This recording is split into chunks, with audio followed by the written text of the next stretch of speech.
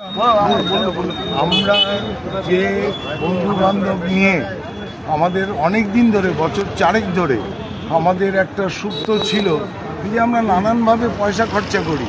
আমরা কখনো চা কিনাম, কেউ না কেউ চায়ের পয়সা দিয়ে দেয়।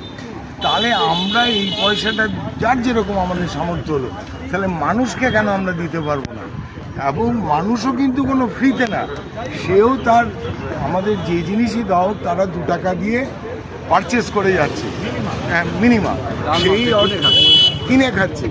ওরা কেউ মানে কোনো দিক থেকে তারা কাউকে ঠকাচ্ছে না।